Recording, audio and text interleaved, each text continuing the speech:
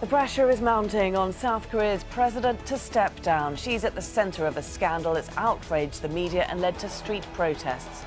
And she's forced some of her top aides to quit. Is the president's time also running out? This is Inside Story.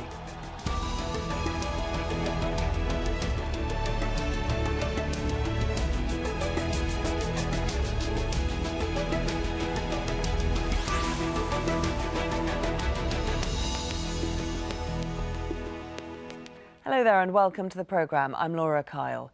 South Korean leaders are known for being embroiled in scandals, but rarely do they hit so close to home. Protesters say they want President Park Geun-hye to resign. They're angry about her close friendship with a woman named Choi Soon-sil, who has allegedly helped President Park with political appointments and policy decisions, even though she's a private citizen without security clearance. Park has apologised, sacked several advisers, including her chief of staff, and cancelled meetings to deal with the unrest. But 7 out of 10 South Koreans still say they want her to step down or be impeached. Harry Fawcett has more from Seoul. At 3 o'clock on the dot, the woman at the centre of South Korea's spiralling presidential scandal finally broke cover. Choi Soon-sil is accused of being a spiritual guide to the country's president, using the connection to influence policy and enrich herself and her family. In chaotic scenes outside the Seoul prosecutor's office, 60-year-old Choi told reporters that she sought forgiveness from the South Korean people for sins, she said, that would be punishable by death. For weeks, South Korea's media has been scrambling to find even grainy archive images of the rarely seen woman at the centre of this presidential scandal. Now Choi Soon-sil is in the full glare of public attention. Next, it'll be the prosecutor's turn to ask her questions. Protesters sarcastically called on Choi to instruct the president to step down. Some accused prosecutors of deliberate delays in calling her in, allowing her to destroy evidence. There have been various suspicions, but there is no possibility for destruction of evidence because we were surrounded by journalists all day long yesterday. It's been nearly a week since President Park Geun-hye apologized for allowing her friend, with no official position or security clearance, to vet presidential speeches. Almost every day since, new allegations of Choi's influence have emerged. It's a relationship that dates back to the 1970s, when Choi's father, Choi Tae-min, was the young Park's mentor. A 2007 US embassy cable, publicized by WikiLeaks, talked of rumors that the older man, who led a religious group seen as a cult, had complete control over Park's body and soul. That helps explain the strong public reaction over this scandal and questions over the kind of influence being exerted on the presidency. For now, main opposition parties are resisting public calls to impeach the president, saying they need to ensure the government's stability. While the public, civic organisations and political parties call for a thorough investigation, the President needs to make a genuine confession. The public expects her to declare that, "You can investigate me, I'll fully cooperate." Prosecutors also questioned Ko Young-tae, reportedly a former host at a bar catering for wealthy women. Now, a close associate of Choi and a businessman whose handbags have found their way onto the arm of the president. Little wonder heads across South Korea continue to spin as this scandal unfurls. Harry Fawcett, Al Jazeera, Seoul.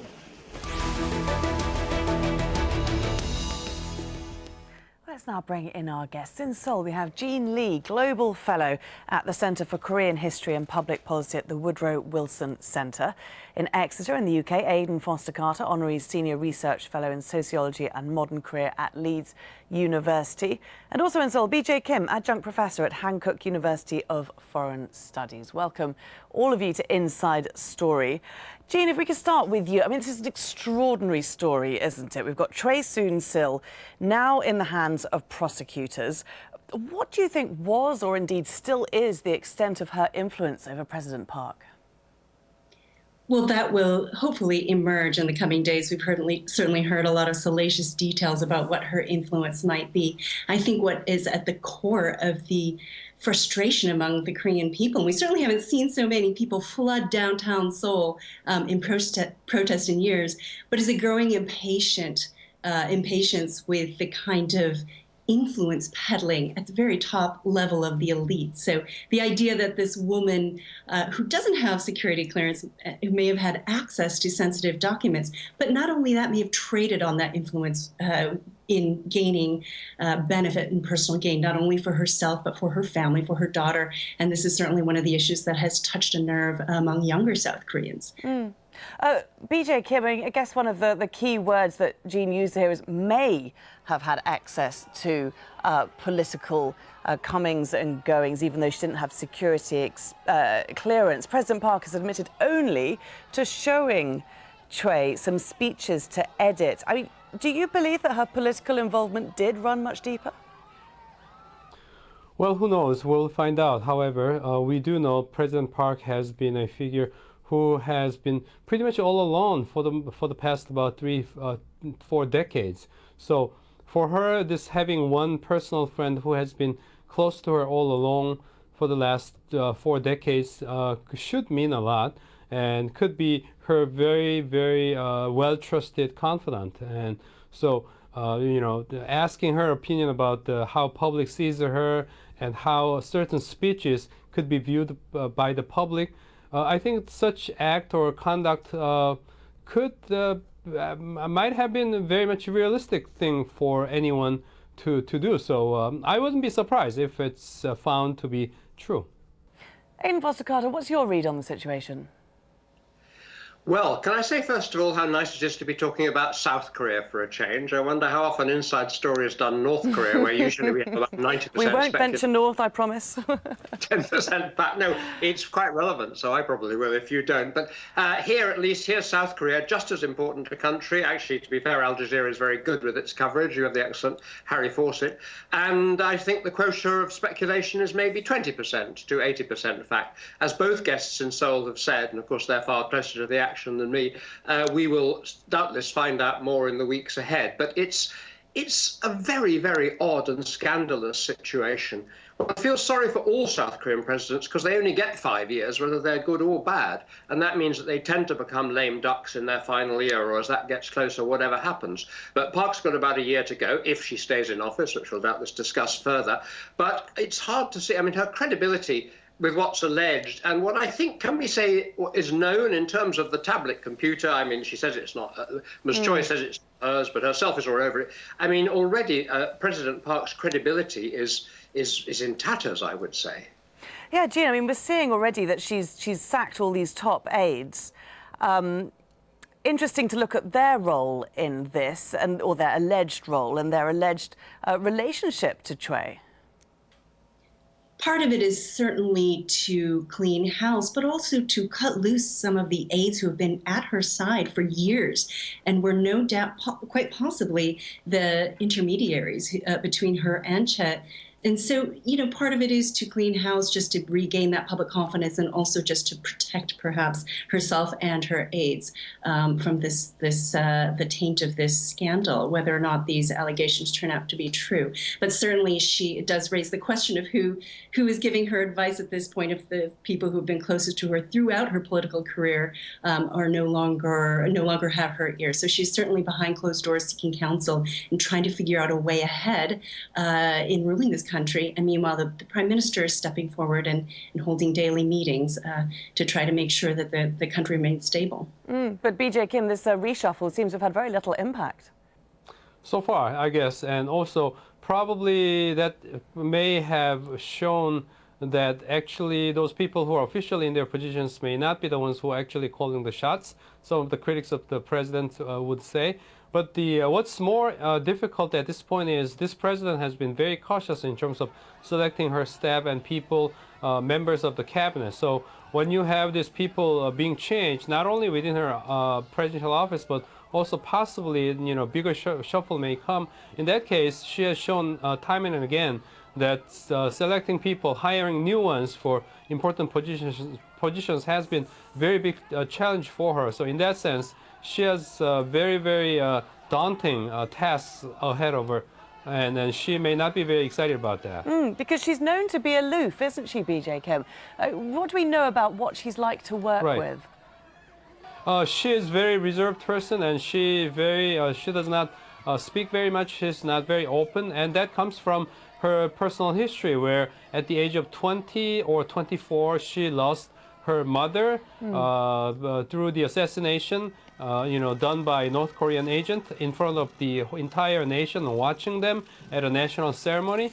And then at the age of 27, she lost her father by the gunshot fired by the head of Korea intelligence agency. So she does not trust people. She cannot trust people as openly, and she has all these reservations about the people and so on. So in that sense, finding someone that she can trust to talk to or work with has been always a very difficult task, and she will have a much more daunting task ahead of her. And Aidan, it was after these critical events in her life, the assassination of her parents at different times, that Choi, and before that her father, had this reportedly hugely influential relationship. Tell us a little bit what we know about that. Well, this is, in a way, almost the most peculiar bit of all. Following on from what BJ said, that she had difficulty forming relationships.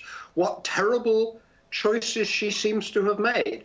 The elder Choi Tae-min, who's a very curious character, apparently went by 6 or 7 different names, had about the same number of wives, and was, among other things, the founder of a cult. That seems to be a bit of a Korean speciality. He first got in touch with the young Ms. Park after the loss of her mother, obviously a terrible thing to happen, saying that her mother was communicating through him from the world beyond. And she fell for that, apparently. Thus, the relationship, whatever it was, and there are lurid rumors about how it may or may not have developed, was born. The Rasputin comparison was made freely, also reminds us there are historical precedents. And at the time, people were worried. Her dad, the dictator Park Geun-hye, before he too succumbed to a bullet, was worried. Her siblings, her brother and sister, from whom she's exchanged partly over this influence of the Chois, were worried about it. And yet somehow this carried on. I must say, what puzzles me, among many other things, is how the Korean establishment, and with a very powerful security apparatus founded by her father, if she had this, what we must now see as a vulnerability all along, of being in some sort of thrall to slightly dodgy people, allegedly, should I add the word allegedly always, under British law anyway, how did she ever get as far as she did? There was always the potential for a crisis to rock the Conservative establishment, as it is now doing. Jean, what do you think of that? How did Choi get as close to Park and for so long as she did? Well, I'd like to make a couple points. One is that traditionally in Korea, political leaders have had spiritual advisors. Some of them, it's not that uncommon for political leaders to have sought advice from fortune tellers. And for us in the West, it may seem like a very strange thing, but it is very much a part of Korean cultures. And when I became bureau chief, was taken to see a very famous fortune teller by some government contacts who insisted it was a rite of passage. So it's not uncommon in Korean culture. Now, what I find fascinating is that this country is really at a crossroads in a sense. We have to remember that this is a very young democracy, and that they are really trying to come to terms with some of its traditional customs, as well as being part of the developed first world. And some of these things I see as growing pains of a young democracy really trying to find its way forward. Now, Korea traditionally is a very hierarchical society, so when Aidan talks a little bit about how this could happen, it is a very top-down authoritarian culture, and it is very hard for the people further down to really question properly what's happening up above. But what I find fascinating is the power of the people that we're seeing on the streets and the impatience of the people, suggesting that they are tired of this type of societal structure and want to see a true democracy emerge. Yes, BJ Kim, it's an interesting point, isn't it? If it is common for leaders to have spiritual advisors, to have sort of a right-hand man or woman, why is the media so outraged, and why are people so upset about this? I think people, as mentioned, Korean people has been great, engine behind or force behind democratization. These people are easily mobilized. They have a great concerns about the nation. They care greatly about the macro issues for the nation and so on. Korean people have been that way. And behind them, of course, there's a Korean media. Korean media has been one of the greatest contributors for democratization here in Korea. But at the same time, however, Korean media has become a very powerful political presence here in Korea. And for the last about at least 3 decades, Korean media has never hesitated to call themselves as kingmakers. So every time when there's about a year left within 5-year non-renewable term of presidency, they tend to challenge the president. And some people say, the critics of media say, they do so in order to get the future presidential hopefuls get in line and be respectful of the media and the respectful of the power of the media as well. So, we've been seeing this every single,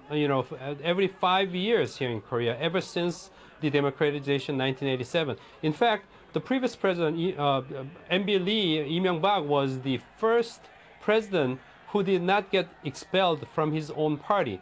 All the presidents before him got expelled from their party because towards the end of the term, they became so unpopular, and their parties were saying, party members were saying, look, we cannot manage next upcoming presidential election with you being in our party, so you will have to leave our party. That has happened all the time, except the previous president. And they're saying possibly President Park Geun-hye could be asked to leave her party this time as well. So here we see the power of the media, media playing big role in all this process and always reminding their own power to the people. And especially for this president, because she has been very dependent upon the public prosecutors, the media got in confrontation with the prosecutors who are trying to dig out the skeletons in their own, closet. And so there have been tremendous amount of negative will, bad will being built between the very powerful groups here in Korea, one on the media side, the other one on the public prosecutors. So this is, beyond all this, facade, this is a political game that and many observers see. Yeah, you bring up an interesting point that I wanted to look at it. Aidan, I mean, this story has been in the media causing scandal for weeks now, but the prosecutors are only stepping in now. Why is that? That does seem very suspect. And more recently than that, when Ms. Choi, the lady at the center of the allegations, broke cover and returned from a 3-month self-imposed exile in Germany, where she has properties, apparently including a riding school, she was allowed to land, and for 31 hours her whereabouts were not known until she did present herself for questioning in that Malay that was shown earlier on. So how come she wasn't arrested? Could she have colluded with other possible likely dependents to destroy evidence? The prosecution service, I mean, Korea is one of these countries, there are 1 or 2 in Europe that are similar, like France, where the prosecution service is powerful and independent, quote unquote, but some people say it's a law unto itself. Others say that certainly in the past it has been very careful to do the bidding of the president. The very least we can say is they stepped extremely carefully here, and it took an enormous media storm about all sorts of things, about Ms. Choi's foundations and about a whole separate scandal we haven't mentioned yet, about Ms. Choi's daughter apparently getting favourable terms to get into a university and so on and so on. And finally the prosecutors felt they had to act, but it seems to some that they're still not going after this as they might. Now, as we've already heard in this programme, South Korea has a long history of corruption scandals. Park's predecessor, Lee Myung-bak, was engulfed in one when his elder brother allegedly accepted bribes from 2 bank chairmen. The president before him, No Moo-hyun, was suspected of taking more than $6 million in bribes. An investigation was opened after his presidency ended, but that was closed when No committed suicide in 2009. And it seems this culture was born at the very beginning of South Korea's republic. Its first leader, No Tae-woo, admitted after he stepped down that he had collected some $650 million in bribes during his presidency. I mean, Jean, given that South Korea is so used to their leaders being embroiled in political scandals, in corruption scandals, I mean, when we look at today, this particular scandal surrounding Park, would it have caused the same level of outrage a generation ago? Perhaps not. The older generation is quite accustomed to this type of corruption, this kind of greasing of the wheels, and this kind of influence peddling. However, this, as I mentioned before, this is a society that is changing, is striving to become more democratic, And I think that really trying to make an effort to root out some of the corruption. Now, one of the things that we haven't discussed is why the people were so enraged, why so many people flooded the streets. This is an economy that is slowing in terms of its growth. Students are graduating. I teach a class at Yonsei, graduating into an extremely difficult job environment. It's a very competitive society. So there is a growing impatience with this class of people who is buying its way to the top and buying its way to these top universities. And that is one of the reasons that drew so many young people out to the streets this past weekend, was this growing anger with this type of corruption that's affecting their futures as well. BJ Kim, can Park do anything at this point to calm the anger that's being shown there on the streets? Well, that's probably the million-dollar question. If she has any clear answer, probably she'll follow that advice, because she's in desperation at this point.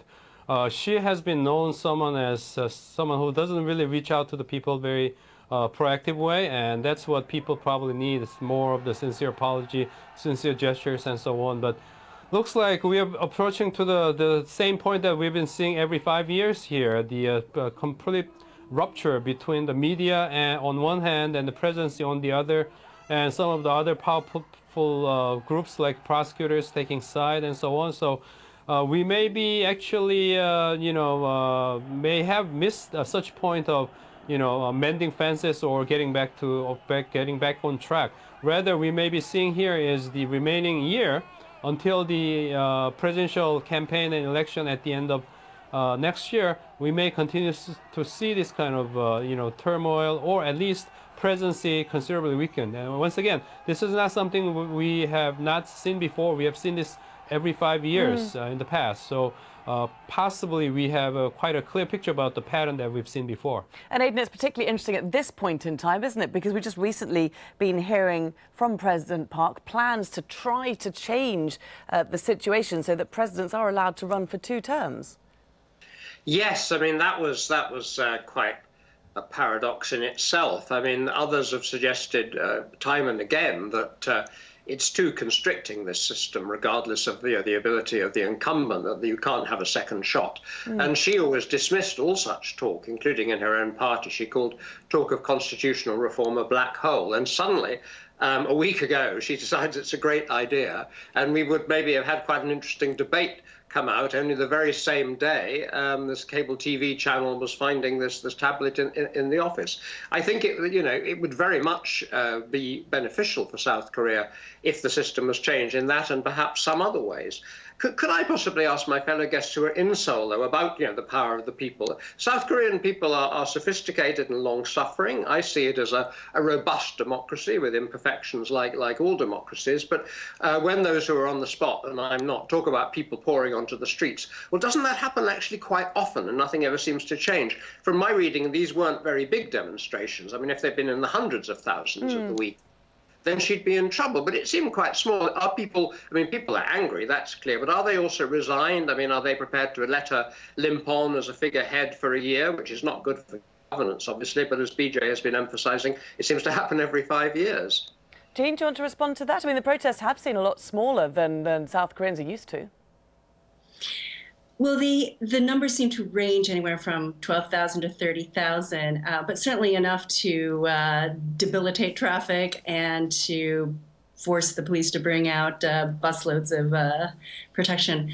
But the protesters are promising that they will continue, so I don't think we've seen the end of it. And I really think that we are just at the beginning. I know we've heard these allegations for a couple of weeks now, but we're really just at the beginning of this investigation, so we really have to wait and see how things roll out. I have to say, though, that I was quite shocked by the media scrum that awaited Choi Soon-sil at the prosecutor's office, quite an aggressive media scrum. So I think that hopefully we'll start to see some facts come out of it rather than just this aggressive witch hunt that we're seeing currently, and we'll get some actual detail about what she says has happened, and hopefully some more detail from the president as well. Absolutely fascinating to speak to you all on this subject. As you say, we'll be hearing more in the coming days and weeks, so I'm sure we'll be returning to the issue. Thanks very much today, though, for joining us, all our guests, Jean Lee, BJ Kim and Aidan Foster Carter.